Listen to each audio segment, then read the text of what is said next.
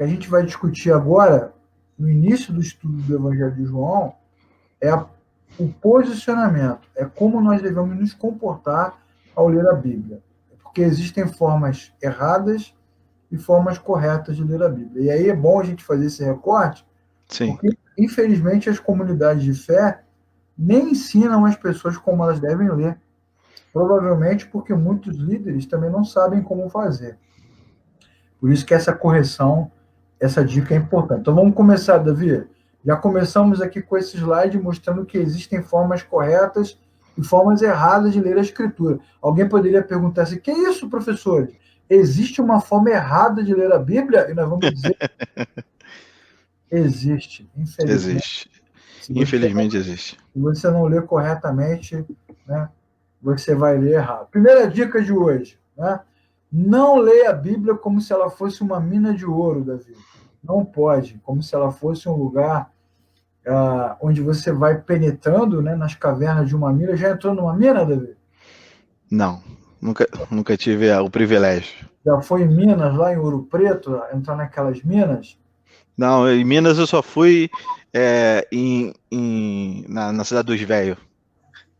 Pois é, mas mesmo que você não tenha entrado numa mina de verdade, todos nós já tivemos experiências em entrar em locais escuros, né? Sem Sim. iluminação. Não, já entrei em caverna fazendo trilha.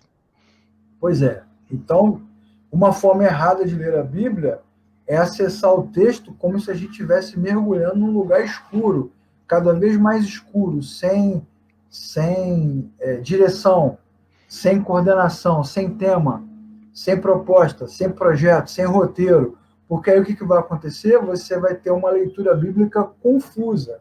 Sim. Poxa, estou lendo aqui Apocalipse, estou entendendo nada. Estou lendo Efésios, estou entendendo nada. Estou lendo Eclesiastes, não estou entendendo nada. E uma das coisas que torna a nossa leitura confusa, como se a gente estivesse entrando numa mina, é exatamente os conselhos ruins que a gente ouve de quem não conhece a Bíblia também, que tem a beça, né, Davi? Em todo lugar. Muito. Poxa, caramba, é muita confusão que se faz. Então, não leia perdido, nem mergulhe de cabeça. Peça uma orientação. Você pode seguir um roteiro igual o nosso aqui de João, pode comprar um livro. Livros são muito bons, vários livros legais, comentários. Ou você pode ler Bíblia comentada, né? Aquelas Bíblias que têm roteiros que Sim. podem direcionar. Ou, o melhor de tudo, né? Ir à igreja.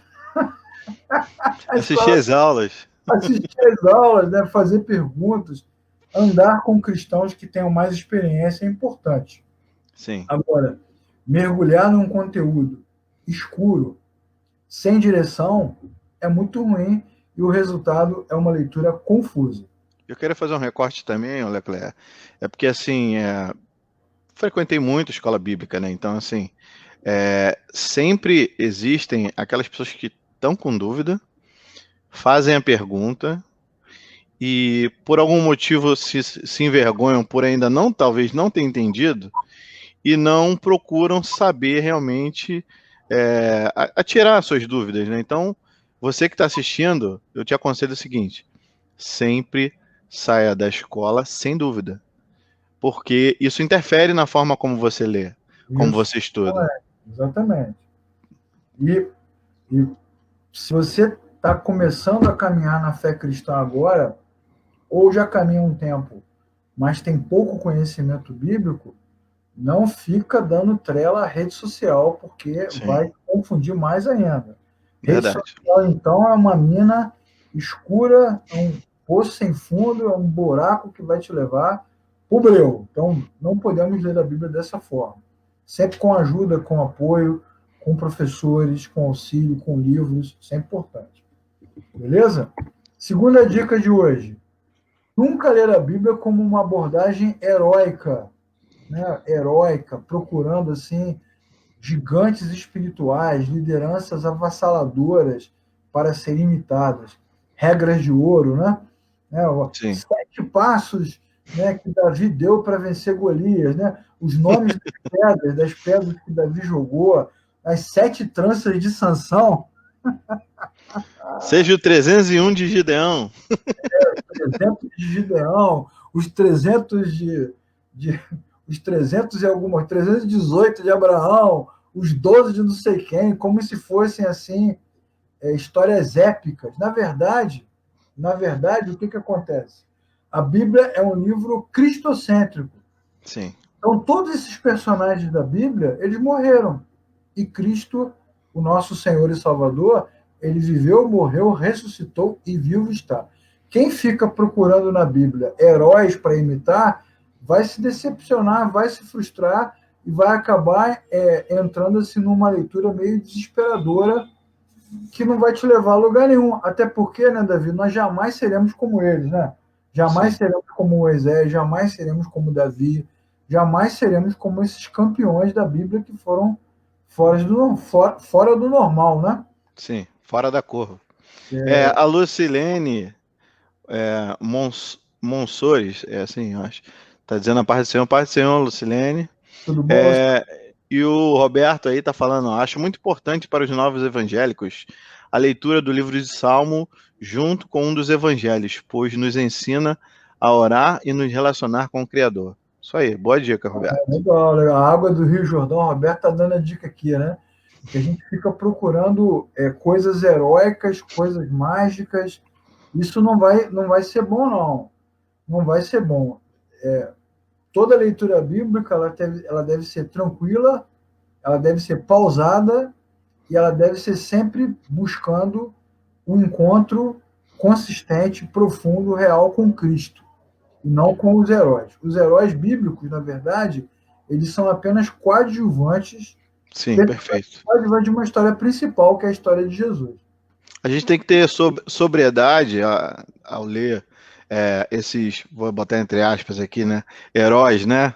Porque muitas pessoas leem, né, achando ali, não, pô, são os heróis da fé, né, e tal. Então, assim, a gente tem que ter muita sagacidade, sobriedade para ler e entender que aqueles homens erraram também, acertaram, mas eles estavam cumprindo um propósito divino que foi falado na primeira aula, que a Bíblia toda nos ensina, né, sobre a redenção.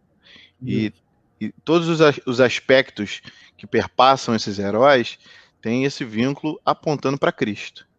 Isso. Tem que fugir da abordagem heróica. Fugir dessa coisa da mina de ouro, de mergulhar na escuridão, e fugir da abordagem heróica. Leclerc, deixa eu te fazer uma pergunta nesse ponto. Você acha que nós somos influenciados culturalmente, talvez por conta dos heróis culturais de outras estou com a camisa do Spider-Man e eu acho que você tá do homem do Capitão, né? Capitão, Você acha que a gente sofre, como naquela época a galera sofria influência dos deuses gregos, né, romanos ali? Tu acha que a gente sofre essa influência, talvez, na leitura, de olhar para esses homens, talvez, como seres elevados? a gente sofre a influência da cultura sempre, e a cultura do momento, nossa, ela é muito focada no homem, ela é antropocêntrica. As pregações, as aulas, as palestras da internet, muito focada no eu, né? No desenvolvimento, no crescimento, na conquista, na vitória, essa coisa da resiliência que está na moda, né? Por causa da pandemia, tem que ser resiliente, tem que ter capacidade de resistência. E às vezes, infelizmente, as pregações, as mensagens, por não apontarem para Cristo, acabam nos dando a falsa impressão de que nós podemos também derrubar gigantes, como Sim. Golias. Essa imagem, ela está aqui, ela não está à toa, ela está porque ela é uma imagem emblemática da Bíblia. Eu conheci, por exemplo, um líder evangélico que sempre usava essa frase: está na hora de derrubar esse gigante, está na hora de derrubar esse gigante. Só que o que a Bíblia vai nos mostrar é que quem derruba esse gigante aí é Deus. É Deus, verdade. Não é a habilidade de Davi. Davi não é o Jet Li, não é o Chuck Norris, não é o Steve Seagal, ele não é da Matrix, ele não é um herói do Senhor dos Anéis, ele é um menino, um pastor de ovelhas, na verdade. Temente a Deus. temente a Deus e inabilitado, ele não tinha habilidade nem capacidade para a guerra. Quando Deus coloca Davi nessa situação, na verdade, Deus está ao mesmo tempo humilhando os hebreus e ao mesmo tempo humilhando os filisteus e trazendo para si, apenas para si, a glória. Mas não é uma aula sobre a vida de Davi, como eu diria, Roberto, isso é outro assunto. Esse é outro assunto. Mas cuidado com esses discursos heróicos das igrejas, né, que você vai conseguir o poder da oração, o poder do louvor, o poder disso, o poder daquilo, aí você vai para a Bíblia procurando a abordagem heróica. Mas o que a gente encontra na Bíblia, Davi? Homens sujeitos às mesmas falhas como nós. Verdade. Então, essa abordagem aí é furada. Ler a Bíblia desse jeito é furado pra caramba. Outra dica importante, abordagem de regras. Ler a Bíblia como se fosse um documento antigo, né? Como se a gente estivesse fazendo uma viagem arqueológica. Como se eu tirasse dali normas morais e éticas para a minha vida atual. Só que, puxa vida, a única coisa que ficou da Bíblia para o nosso tempo é o plano redentor. Sim. A Bíblia é inspirada, inerrante, infalível, verdadeira. Ela traz a nós o conhecimento de Deus, a revelação de Deus em Cristo. Ela nos ensina sobre como nos devemos comportar nesta vida a partir de Cristo.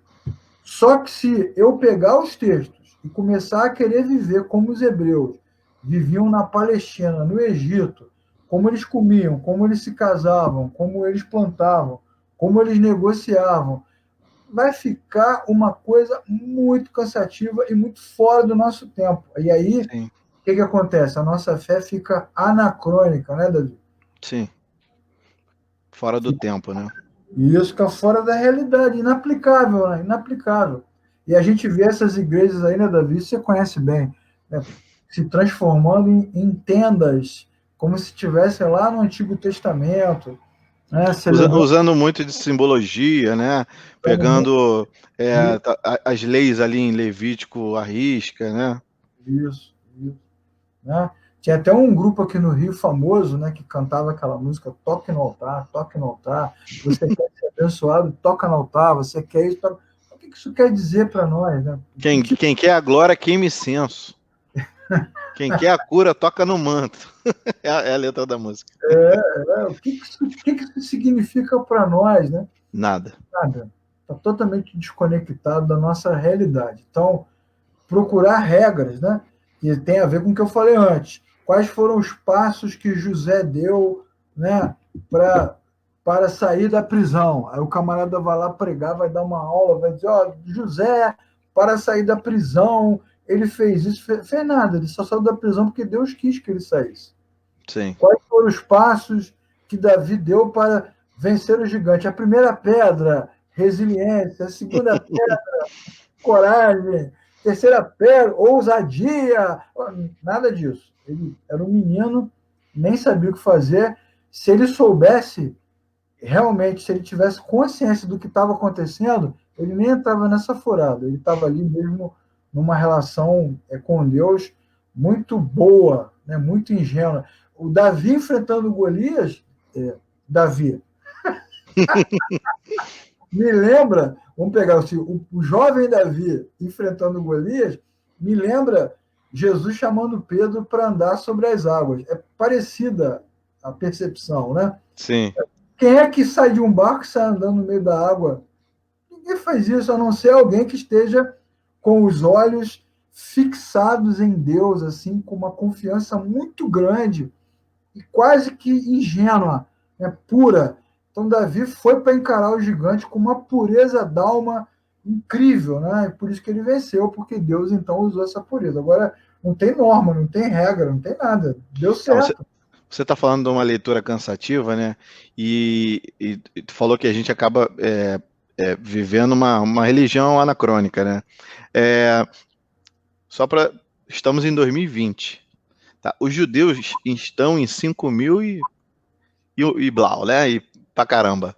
Então, assim, para e pensa como eles andavam naquela época, e eu vou te dizer que os judeus não andam mais daquela forma. Eu e você vamos andar porque a gente está fazendo uma leitura errada da Bíblia? Exatamente. Exatamente. Alguns nem acreditam mais nessas coisas que estão. Verdade.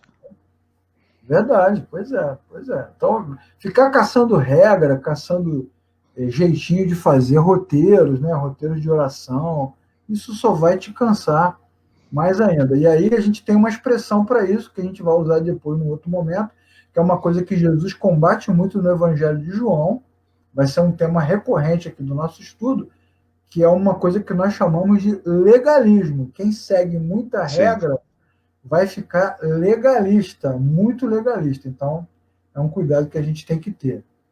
O Ademir colocou aqui, se Davi soubesse que iria derrubar o gigante com a primeira pedra, não pegaria umas 4.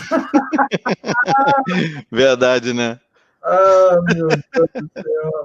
Já que você contou a piada, né, Davi? O Ademir, essa pedra não pode chamar Ribamar, né? Senão não acerta o alvo de jeito nenhum. Levantou para tu chutar, né? Ah, meu Deus. Usando aí a analogia do futebol. É gente boa. Outra coisa importante no nosso estudo bíblico é que a Bíblia não é um manual de instrução. Sim. Como se a gente tivesse ali uma regra, a gente já falou da regra no slide anterior, né? E agora uma regra certeira. Um checklist, né? Ensina o menino no caminho que deve andar e até quando crescer não se desviará dele. Aí os irmãos transformam isso numa instrução, se agarram a este versículo, 1000 cairão ao teu lado, 10.000 à tua direita. Uma instrução, se agarram a esse versículo, né? E aplicam isso para o casamento, aplicam isso para o trabalho, aplicam isso para coisas da vida. E qual é o resultado? Ansiedade. Né? Fica com o coração ansioso. Quando é que meu filho finalmente vai se render aos pés do Senhor? Senhor, até quando? Né? Quando é que eu vou conseguir? Né? O justo será como uma árvore plantada que dá o seu fruto. Quando é que eu vou dar fruto? Quando é que eu vou finalmente prosperar? Então, quando a gente transforma a Bíblia num manual de instruções, você que é um cara de TI, né, Davi? Você sabe muito bem que você está acostumado a seguir instruções e tutoriais, né? Sim. E se você seguir o passo a passo, o que acontece? Chega no final. E geralmente funciona. O resultado esperado, Só que a vida, ela não é assim. A gente, às Não. vezes, ora, né? Serve, e ao contrário do que muitos líderes ensinam, a gente não colhe o melhor dessa terra. Tem gente Sim. que dá dízimo a vida inteira e não prospera. Tem gente que... Eu conheci várias pessoas de diferentes idades que se guardaram para o casamento, que oraram a vida toda, que se consagraram, jejuaram, tal, e depois a relação, para alguns foi muito difícil, para outros não deu certo. Então não tem essas instruções como se fosse uma bússola. E eu quero, nesse ponto, aproveitar para dar ênfase, fazer um alerta, você que está nos estudando, quanto a esse tipo de falácia. A Bíblia tem resposta para tudo, né, que a gente ouve de vez em quando. Se você seguir tudo que a Bíblia fala, você prosperará no final. Muita calma nessa hora. Não tem esse versículo, Davi? Muita calma nessa hora. Eu queria só dar um acréscimo, né, Cléia? É que, infelizmente, usam a mesma régua para medir todas as vidas, todas as pessoas. Só que as pessoas são diferentes, as vidas são diferentes e as experiências são diferentes. Então, se eu pego a Bíblia como um manual de instrução e eu aplico sobre você a mesma regra que apliquei sobre mim e deu certo, isso com certeza não vai chegar no resultado final, porque a Bíblia não serve para isso. Muito bem colocado. E é exatamente isso que as pessoas fazem quando estão com o microfone, não é? Elas pegam a própria experiência e transformam aquilo numa instrução que, teoricamente, é como uma bússola, garante uma direção, mas não é verdade. Juntando os 3 últimos slides, né? A pessoa vai lá, pega uma passagem bíblica isolada, aplica sobre a vida dela, aí pode ter sido uma experiência pessoal, que eu não vou entrar em questão e nem no mérito, mas aí ela vai, pega o microfone e replica aquilo como se aquilo fosse manual de regra, né, para todo mundo utilizar dessa forma. Aí é o que o texto mesmo que a gente preparou está dizendo. Gera ansiedade, porque não acontece com as outras pessoas. Verdade. Eu conheço pessoas que ficam assim, Senhor, por que só comigo não acontece? Por que só na minha vida todo mundo é feliz e eu não sou? Todo mundo prospera e eu não prospero. Todo Teve mundo um, teve consegue. um caso, Leclerc, que a pessoa pegou a Bíblia, né, instruiu uma irmã que estava tendo um problema conjugal, utilizando aquela palavra que a mulher não deve falar, né? Ela tem que ganhar o marido com silêncio. Pô, mas ela estava sendo espancada dentro de casa. Tá Então, vendo? assim, isso só corroborou, né, isso só alimentou aquele Raiva do cônjuge. aquela violência, né? Porque assim, quando na verdade ela deveria ter procurado ajuda para se libertar daquilo, não, ela se aprisionou mais por conta de ser medida com a mesma régua para todas as ocasiões, né? Assim como muitos irmãos instruem, né? Irmãos e irmãs, o seu marido ele está com dificuldade, a sua esposa está com dificuldade, continue orando, né? Continue lutando, aquelas coisas da luta, né? Lutando em oração, guerreando, mas aí a pessoa vai ficando ansiosa, porque ela vai Sim, aguardando um resultado que não chega, não chega, não chega, não chega, e isso gera ansiedade. Então, ler a Bíblia dessa forma é ruim, sim, ok? Outra dica importante é a abordagem doutrinária. Ler a Bíblia como se fosse sempre um repositório teológico, né? Só teológico. Tudo vira teologia, tudo vira reflexão intelectual, tudo vira uma discussão se somos predestinados ou se temos livre-arbítrio, se temos salvação eterna ou se podemos perder a salvação, se vamos pensar em outras discussões aí. São várias, né? Caramba, tudo vira discussão teológica. Aí o que acontece? Fica frio, fica chato, fica sem emoção, sem o existencial. E a leitura bíblica, ela deve ser existencial.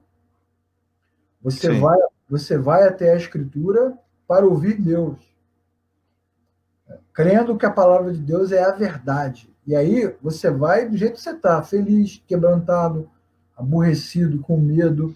E aí a palavra de Deus entra no coração do homem e gera no coração uma experiência verdadeira, existencial. Então, Boa eu vou noite, Ana Lúcia. Ana Lúcia boa está nos noite, assistindo. boa noite.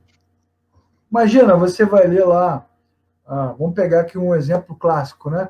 O texto da ceia do Senhor, Romanos 11, Romanos não, perdão, primeira epístola de 1 Coríntios. Coríntios 11, do 23 em diante, né? Porque eu recebi do Senhor o que também vos ensinei, que o Senhor Jesus, na noite que foi traído, tomou o pão. Então, essa cena, ela é cercada de drama, né? Jesus se reúne com os discípulos para o momento da sua morte, vai preparar, vai cear, está com seus amigos. É um momento afetivo, é um Uhum. momento dramático, é um momento real, verdadeiro. Então, eu não vou, por exemplo, na hora da leitura do texto, seja em casa ou na ceia, ficar só discutindo se a ceia ela é por transubstanciação, consubstanciação, se ela é mística, se ela é memorial, se ela é isso, se ela é aquilo. Eu não vou ficar discutindo só as questões da eternidade, do inferno, disso, daquilo. A gente não pode seguir só nessa linha.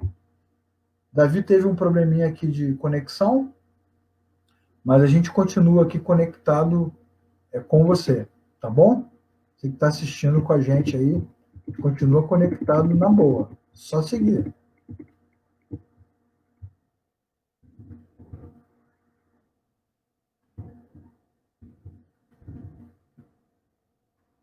Voltou.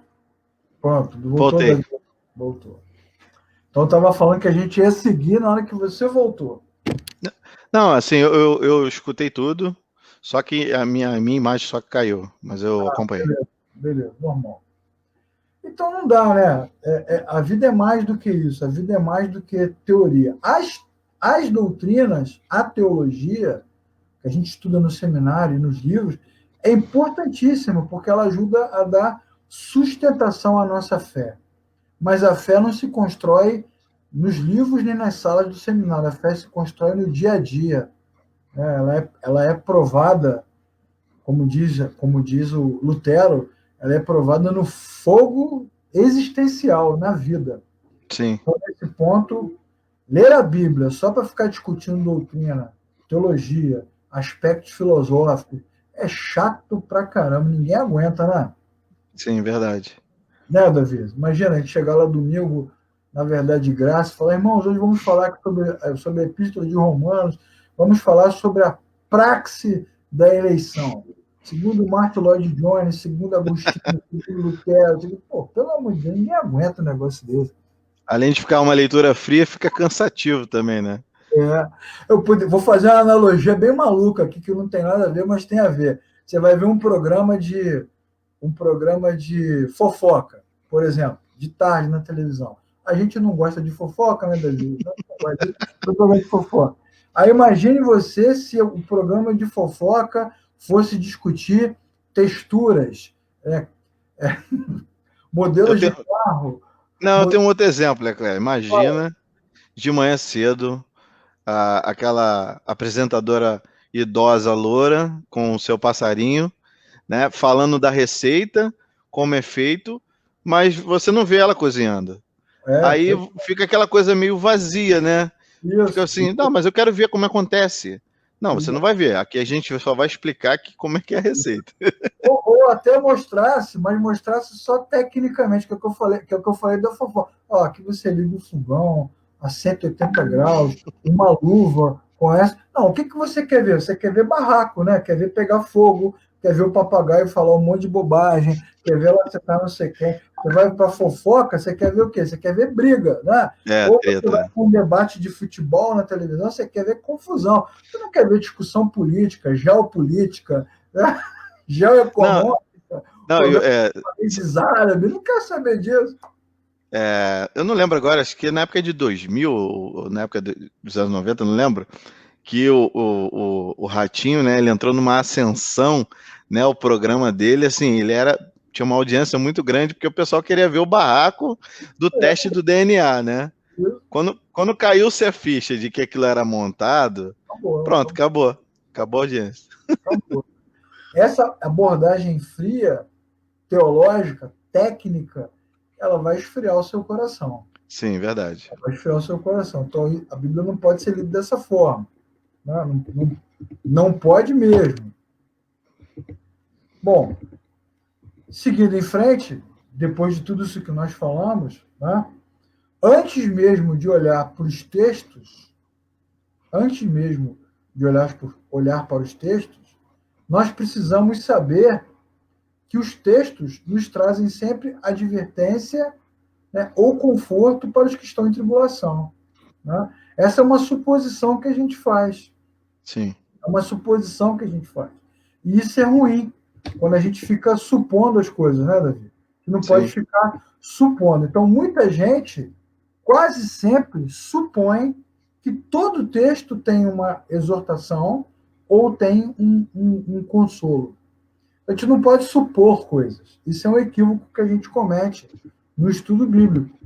Quase sempre supor que a Bíblia só tem essa função: exortar ou consolar, repreender ou edificar. Não é verdade. A Bíblia tem histórias, a Bíblia tem reflexões, tem conselhos, tem ilustrações, tem questões teológicas também. Tem romances. Tem romances, exatamente. Tem dramas. Tem tudo. Então não dá para a gente quase sempre ficar supondo isso. Da mesma forma, a gente não pode ser supersticioso, porque essas abordagens erradas que nós estamos vendo hoje aqui, elas podem levar a gente a uma presunção errada dos textos, sempre achar que ele vai ter uma palavra para a gente de exortação ou de edificação, e aí a Bíblia vai virar igual a caixinha de promessa. Lembra da caixinha de promessa, David? Lembro. Eu lembro também daquele livro aberto no Salmo 91 com a página amarela. Ah, pois é. gera as pessoas geram aquela superstição, né, de que vou folhear a Bíblia e onde parar o Senhor vai falar comigo, né? Isso, Ou exatamente. então existe um poder místico naquele livro que eu ganhei do profeta tal. Então, quando eu deixar aquele livro aberto no meu quarto, os meus problemas acabaram ali. Isso é supersticioso. Superstição, né? Exatamente. É supersticioso. E quando você lê a Bíblia, vai até a Bíblia, supondo que ela vai te exortar ou edificar, num ato, ou você tem uma atitude supersticiosa, como você citou, deixar a Bíblia aberta, por exemplo, em cima da bancada lá no Salmo 91, o que isso mostra para gente? Que a leitura ela é também circunstancial. Eu só vou até a Bíblia quando eu preciso de um consolo, de uma exortação ou de uma solução para o meu problema. E os cristãos não devem ler a Bíblia desta forma. Sim. Tá? Vamos ler um texto então, Davi, para o pessoal não achar que a gente aqui só fica filosofando? Beleza. Vamos ler João 5,46.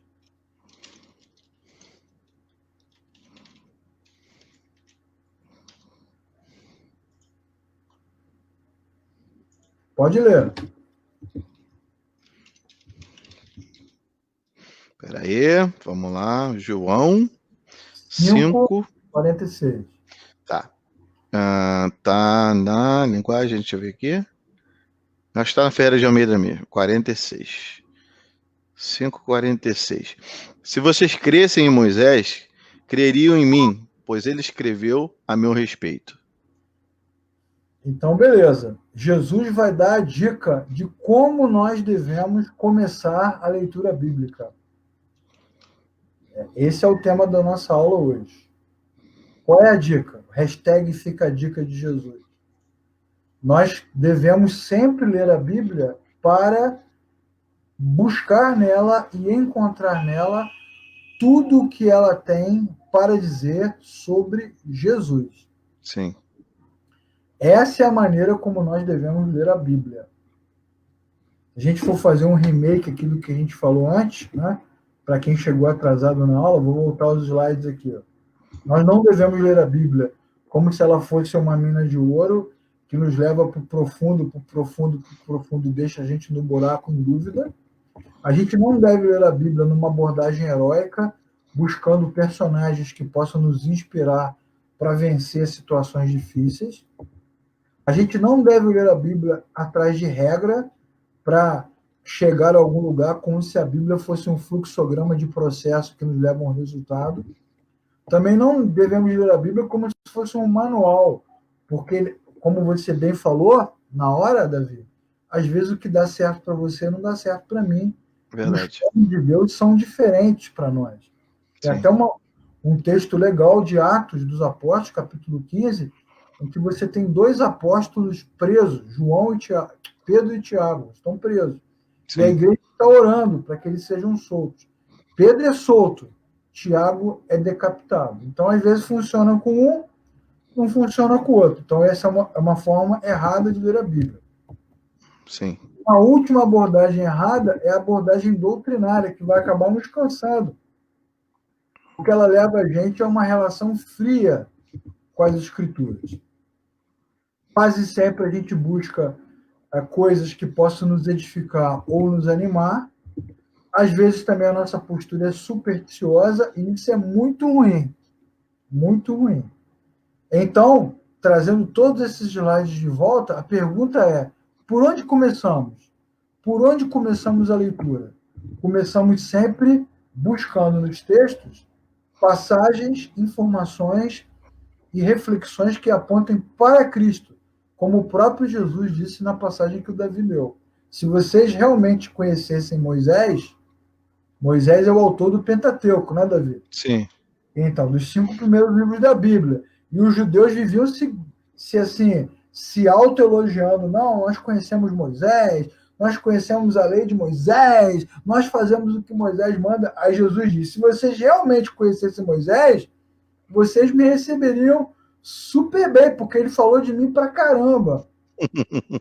Verdade. Então, o que Jesus está dizendo? Que ao ler a Bíblia, ao ler o Antigo Testamento, os hebreus leram mal, leram errado, leram de forma errada. O Roberto está falando, muitos tratam Jesus como o principal convidado, quando na realidade ele é o dono da festa. Isso, ele é o dono Sim, da festa. Exatamente.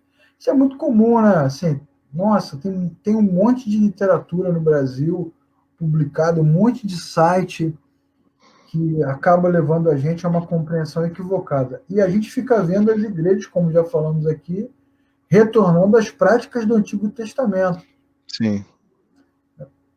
Como é que Isso, pode, né, cara? Você vai numa reunião, os caras falam de todo mundo, menos de Jesus. Como é que pode uma coisa dessa?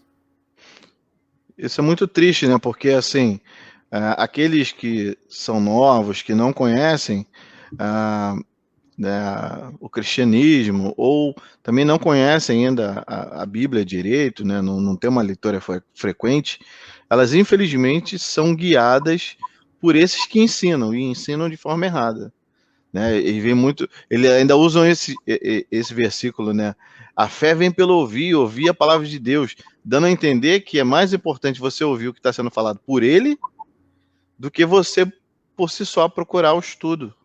Vou dar dois exemplos muito simples para mexer com a sua cabeça, você que está estudando com a gente aqui, né, que são exemplos bem práticos. Né? Primeiro, vamos pegar o Salmo que diz, Salmo 24, Salmo 15, né, os dois salmos que dizem: Senhor, quem entrará no teu santuário para te adorar? A pergunta do salmista. Do Senhor é a terra e toda a sua plenitude. Do Senhor é tudo o que existe. Quem entrará no teu santuário para te adorar? Aí o próprio Salmo responde: quem tem as mãos limpas e o coração puro, quem anda na verdade, não julga, não rouba, não mente, não é idólatra. Aí a pergunta, Davi: que ser humano é assim? Só o nosso Jesus, ser Aí humano Deus. Pois é, aí vai o professor lá, o pregador, você precisa ter as mãos limpas, você Sim. precisa andar na verdade, e aí a gente acha que isso é possível. É que a gente vai alcançar um grau de santidade E a estar, né, no padrão desse versículo, né? tem até uma música que a gente cantava na igreja quando eu era criança, no outro século, que era exatamente isso: Senhor, quem entra lá no santuário para te adorar, quem tem as mãos limpas e o coração puro. Quem que tem as mãos limpas? Quem que tem o coração puro? Só Jesus. Se nós olharmos para esse texto de forma cristocêntrica, procurando Cristo, como é que a gente vai olhar? A gente não vai olhar para o Salmo e falar: nossa, eu preciso ter a mão limpa. Não vai. Você vai olhar para o Salmo e vai dizer assim: caramba, eu nunca vou conseguir entrar no santuário. É diferente. Graças a Deus pela graça. Exatamente. Aí o próprio salmista, ele resolve, porque partindo do princípio que todos estão assim incapacitados, inabilitados para entrar na presença de Deus, o que ele vai dizer no final do salmo? Levantai, ó portas, as vossas cabeças. Levantai, ó portais eternos, para que entre o Rei da Glória. Então, o que o salmista vai nos ensinar? Que Cristo, ao ressuscitar, ele consegue entrar no santuário.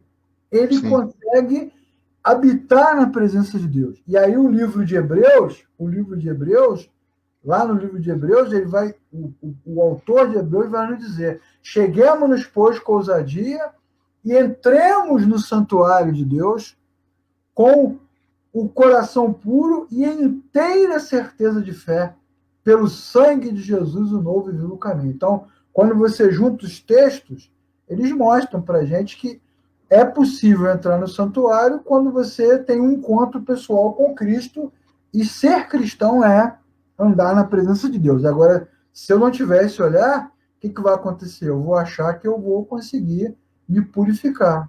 Não, e a gente cai sempre no erro padrão do ser humano, da natureza caída, né? A gente acha que se não somos Deus, poderemos chegar a esse status, né? Quando na Isso, verdade somos fomos desgraçados pelo pecado, afastados de Deus, né? Todos pecaram e destituídos foram da glória de Deus. Se não fosse Jesus, né? Só o nosso Senhor é o nosso Redentor, é aquele que pode nos redimir. Exatamente, Davi. Gostei dessa citação. Todos pecaram e destituídos foram da glória de Deus. Está escrito aonde, Davi? Então, tá exatamente onde você vai ler aí, vai. Romanos 3:23. Todos 3:23. Muito bem. Esse texto ele é bom, um texto bom. Vou citar um texto agora famosíssimo, que tem a ver com o que a gente está estudando, né? A maneira como a gente começa. Como é que a gente começa a estudar a Bíblia? Sempre procurando nela respostas que apontem para Cristo. Vamos ver o famoso Salmo 91, né? Aquele que habita no abrigo do Altíssimo e descansa à sombra do Todo-Poderoso, pode dizer ao Senhor, tu és o meu refúgio. Quem é que habita, Davi, no esconderijo do Altíssimo? Rapaz, por muito tempo eu achei que eu habitava no esconderijo do Altíssimo. Não é? 1000 cairão ao teu lado, 10.000 à tua direita, mas nada o atingirá. Ó, qual de nós anda pela rua e nada nos atinge, irmãos? Você vê que é uma leitura totalmente equivocada dos textos bíblicos. Né? De fato, o texto bíblico está dizendo o quê? No Salmo 91? Que Cristo, que é aquele que habita no esconderijo do Altíssimo, é Ele. Jesus fala, ninguém pode falar de Deus a não ser aquele que veio de Deus. Pô. Sim. Ninguém pode falar do Pai a não ser aquele que veio do Pai, que sou eu. Quem conhece o Pai? Sou eu que conheço o Pai. Ninguém mais conhece. Ele habita no esconderijo do Altíssimo. E é dele que o Salmo está falando, que Deus vai protegê-lo, vai cobrir a vida dele, né, que ele vai pisar a serpente, que ele vai fazer isso, porque ele o ama, eu o resgatarei. Então, todo esse texto, ele é voltado para Cristo. E em Cristo, aí vem a nossa aplicação, né, Davi? Em Sim. Cristo, nós também podemos habitar no esconderijo do Altíssimo. Porque Jesus ele vai dizer o quê? No livro de João. Eu sou o caminho, a verdade e a vida. Ninguém vê o Pai, senão por mim. Então, a leitura ela deve começar por essa perspectiva. Senão, a gente acaba olhando para um texto desse do Salmo 91 numa abordagem heróica, né? Sim. Nada vai nos atingir, nada nos alcançará, né? Nada nos tocará. Isso não é verdade, né, Davi? Não, é bom salientar no que você está falando que muitos irmãos hoje, e se você está assistindo esse vídeo e já ouviu esse discurso, muito cuidado. Existem muitos lugares que estão dizendo que o coronavírus não vai chegar na tua casa, não vai vir até você, que você pode andar despreocupado sem máscara, que você não precisa fazer isolamento nenhum, porque 1000 cairão ao teu lado, 10.000 à tua direita, mas tu não será atingido. Ou que o Senhor protege a sua casa. Isso aí no Brasil é verdade, né? 10.000 cairão, já caiu bem mais. Nossa. Caramba. Então, assim, o conselho que eu te dou é o seguinte, sempre tenha esse olhar que a gente está conversando hoje aqui, né? É o Senhor Jesus que nos guarda, e não o fato de estarmos com Ele que somos imunes. Então, quando você ouvir algo desse tipo, tenha a preocupação de instruir quem está ouvindo e acreditando. Porque, infelizmente, muitos são levados ao engano por conta de pegar textos isolados da Bíblia e querer aplicar sobre o que a gente está vivendo hoje. Não aceito, né? Eu rejeito, repreendo, na minha vida não. Declare agora, você não vai nessa. Está amarrado, né? Tem uma música antiga da Ludmilla que é assim, né? Praga nenhuma virá sobre nós, nenhum mal. Pô, é linda a música, mas não é verdade. Na verdade, nós somos... Eu queria mandar um beijo e um abraço aqui para a dona Sheila, que entrou agora aí. Sheila, um beijo. E a dona Kátia também. Dona Mãezinha, te amo. Olha, declarações e mais declarações públicas. Públicas em rede social. Pública mesmo. Então, essa é a maneira como a gente deve ler, né? Por onde começamos? Pela mudança da nossa postura, pela mudança da forma como a gente faz. Mudar a forma de fazer é extremamente importante.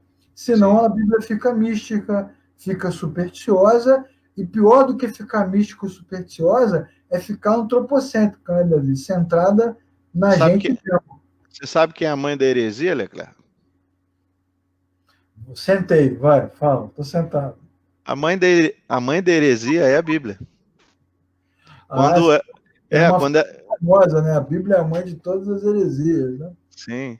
Então, se você, quando você lê, né, dessa forma errada, como a gente está falando aqui, né, sobre todos esses tópicos de como você acaba, infelizmente, sendo influenciado de forma errada na leitura, você cria denominações, você cria movimentos, Isso, cria seitas. Então, assim, tem até uma reportagem famosa, né, a repórter chega para o cara, mas falou, mas por que você adulterou com a irmãzinha da igreja? Que não sei o que. Não, tá escrito aqui, ó, vai e adultera. Aí a repórter olha assim, não, tá escrito vai, adúltera. Aí o cara ficou assim, né? Então, assim, a Bíblia, ao mesmo tempo que ela tem uma riqueza para nós, tanto cultural, quanto antropológica, quanto teológica, é, ela é rica para nós, mas ao mesmo tempo ela pode ser uma arma contrária, né? Se ela for utilizada de forma errada, equivocada. isso, verdade. Nesse caso aí que você citou, inclusive, até pela própria ignorância, né? Porque Sim, uma pessoa despreparada, lendo ou ensinando a Bíblia, também vira uma arma de destruição, né? Por isso verdade. que líderes, pastores, professores precisam se preparar para ensinar. O ponto principal da nossa aula de hoje é exatamente o olhar para o texto. O olhar para o texto ele é cristocêntrico. E o tema principal do Evangelho de João também passa por essa perspectiva. Depois a gente vai estudar com calma, texto por texto. O nosso estudo ele é longo e expositivo.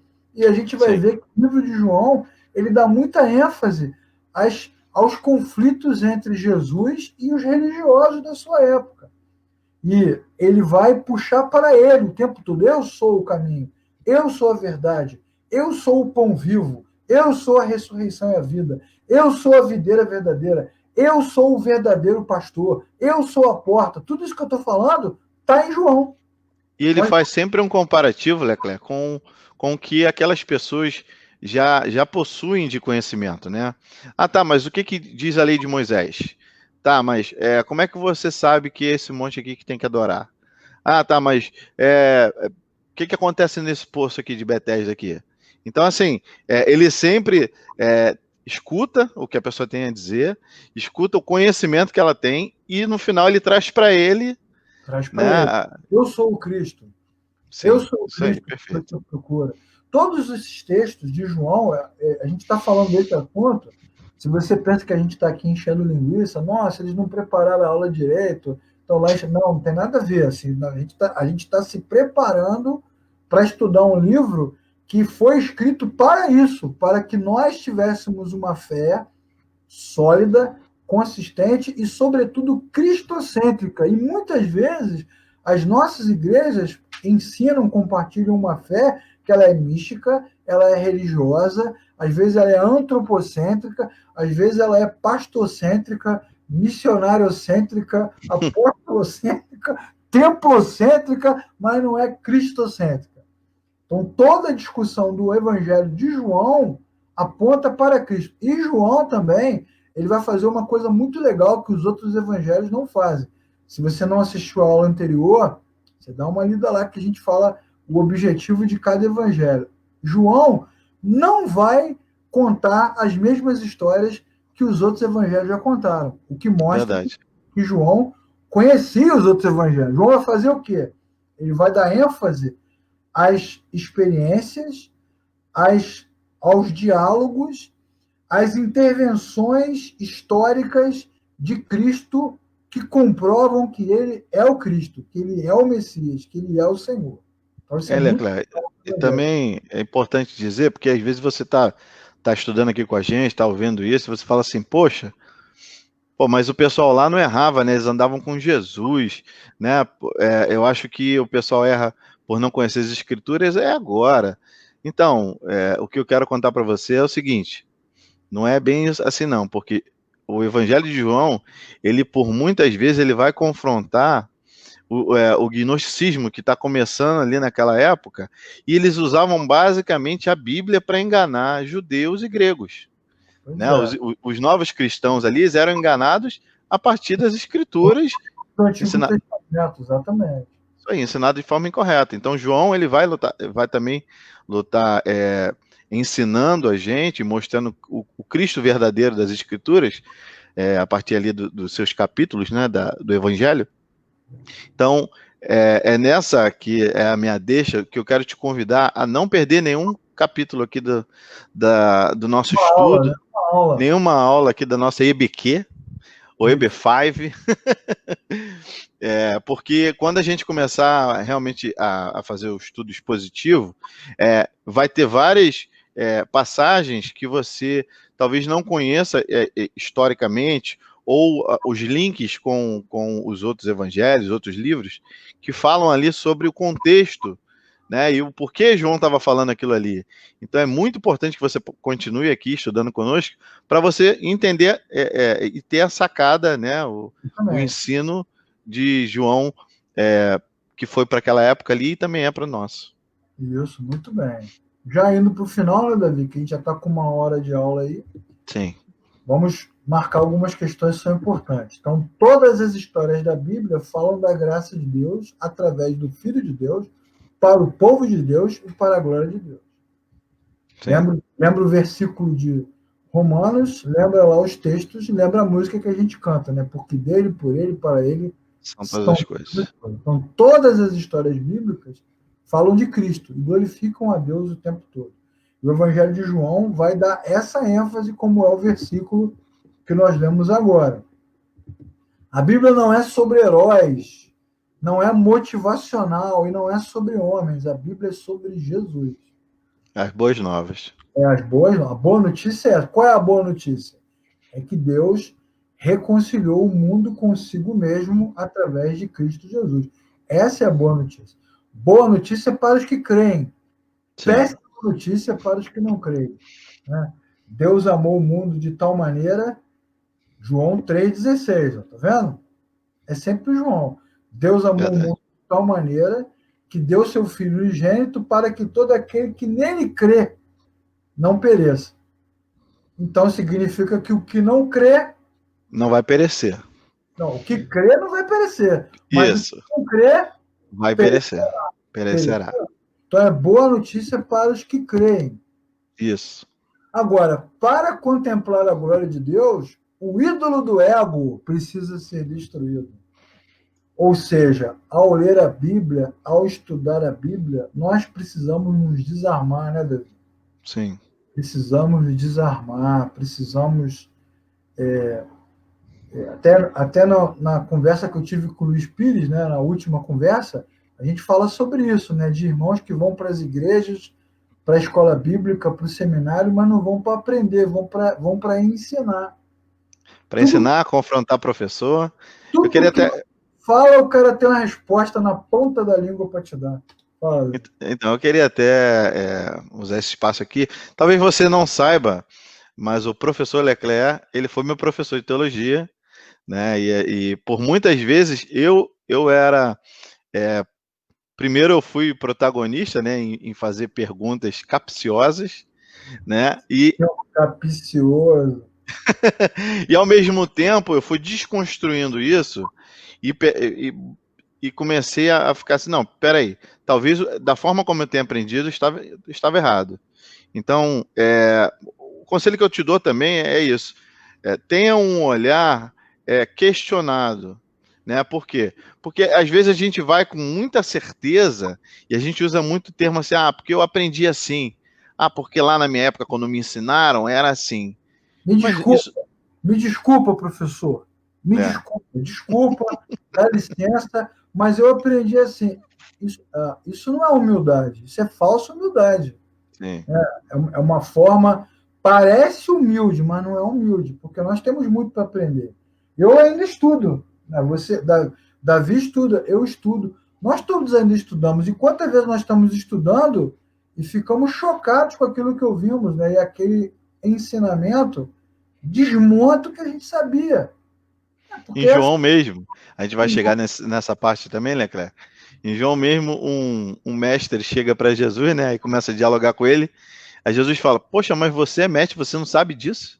Pois Então, é. assim, às vezes a gente acha que porque tem um canudo, ou porque a gente tem. Igual tinha um pastor que falava assim: dinossauro gospel, né? Tem 40 anos na igreja. Cara, a gente tem muito que aprender ainda. Muito. Pois é. Então, assim, esse ego tem que terminar. A gente precisa estudar, vamos estudar, mas de coração aberto, né?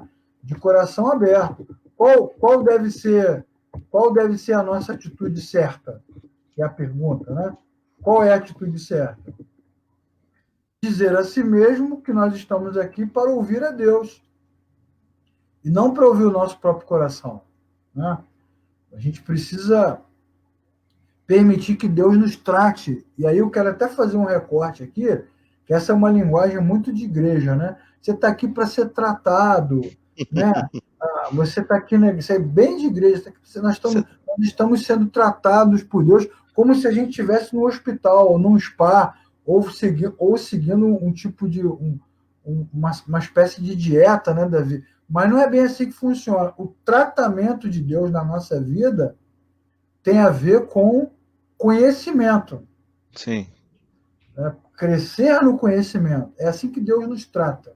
Nós estávamos mortos para Deus, desconectados do Criador, e quando nós temos um encontro com Cristo, através do novo nascimento, o que Deus faz? Ele envia a sua palavra para nos ensinar. Esse é o tratamento de Deus. Ilumina a nossa mente, né? Traz clareza às nossas ideias, para a gente poder aprender mais sobre ele na sua palavra. Eu queria